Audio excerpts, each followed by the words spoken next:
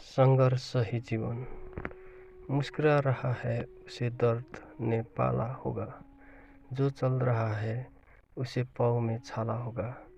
बिना संघर्ष के इंसान चमक नहीं सकता, जो जलेगा उसी दिए में उजाला होगा।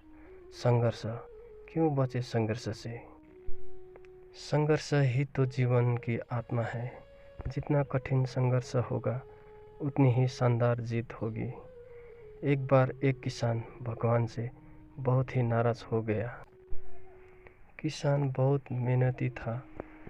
बहुत मेहनत से वह खेतों में अनाज उगाता, उसकी देखभाल करता, पर अक्सर उसकी फसल खराब हो जाती।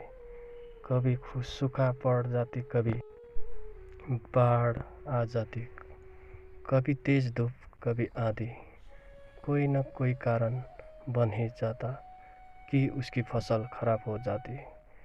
एक दिन वह किसान गुस्से में आसमान की ओर देखकर भगवान से कहा, हे ईश्वर, आपको लोग सर्वज्ञता मानते हैं कि आप सब जानते हैं।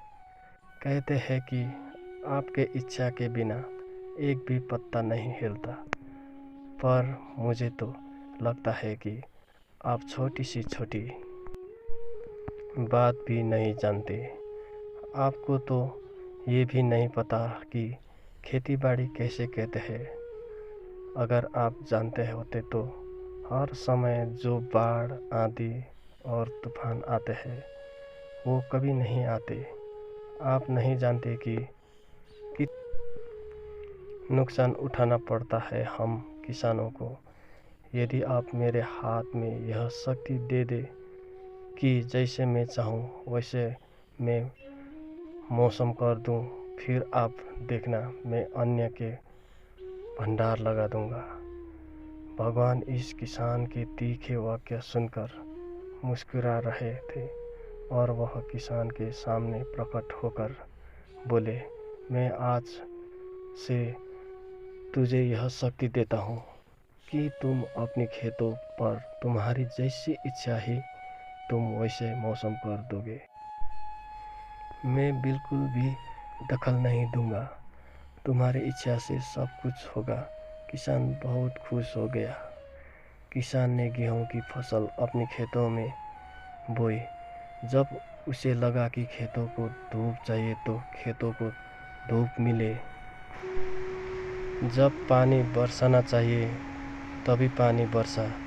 आंधी, तूफान, बाढ़ कुछ भी उसके अपने खेतों पर आने नहीं दिया। किसान के खेत में इस वर्ष ऐसी फसल हुई जैसे कभी नहीं हुई थी।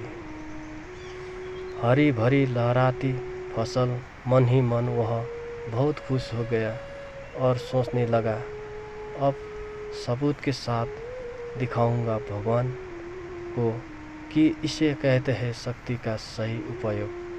मेरी सफलता देखकर उन्हें अपने नियम जरूर बदलने पड़ेंगे। कुछ दिन गुजरे, फसल काटने को तैयार हो गए। किसान बहुत उत्सुकता के साथ फसल को काटने लगा, पर जैसे ही उसकी नज़र गेहूं की बालियों पर गया तो उसने अपना फिर सिर पीट लिया और वह रोने चिल्लाने लगा। गेहूं की एक भी बाली के अंदर गेहूं का दाना नहीं था। सारी बालियां अंदर से खाली थी। किसान बहुत दुखी हो गया। उसने भगवान को रोते हुए फिर पुकारा, हे प्रभु, तुमने ये मेरे साथ क्या किया? क्या तुमने मुझे कोई सजा दी? भगवान बोले, पुत्र, ये तो होना ही था। तुमने पौधे को संघर्ष करने का मौका ही कहाँ दिया। ना तो तुम उन्हें आंधियों से झूलने दिया, ना तेज बारिश से सहाने दिया, और ना कि धूप में तपने दिया। एक भी चुनौती का सामना तुमने उन्हें नहीं करने दिया। इसलिए सारे पौधे अंदर से खोखले रह गए। जब आंधी, तूफान, तेज बारिश और धूप पड़ती तभी ये पौधे अपने अपने अस्तित्व को बचाने के लिए संघर्ष करते हैं और इसी संघर्ष से एक बल पैदा होता है जिससे शक्ति होती है, ऊर्जा होती है और यही ऊर्जा पूर्ति तेरे गेहूं के दानों की तरह हो जो नहीं फूटती। तूने उन्हें कठिन परिस्थितियों से गुजरने ही नहीं दिया जहां उनके अस्तित्व का जन्म होता। सारे बलिया इसलिए खाली है, इसमें एक भी गेहूं का दाना इसलिए नहीं है क्योंकि तुमने अपने पौधों को संघर्ष कराया ही नहीं। याद रखिए, स्वर्ण में स्वर्णीय आभात तभी आती है जब वह आग में तपने, गलने और हथौड़े से पीटने जैसे संघर्षों से गुजरता है। कोयले का टुकड़ा हीरा तभी बनता है जब वह उच्च दाब और उच्च ताप के मुश्किल परिस्थितियों में गुजरता है। इसी तरह यदि हमारी जिंदगी में कोई संघर्ष ही ना हो, कोई चुनौती ही ना हो, तो हम भी गेहूं की बालियों की तरह खोखले रह जाएंगे। कोई अस्तित्व नहीं होगा हमारा।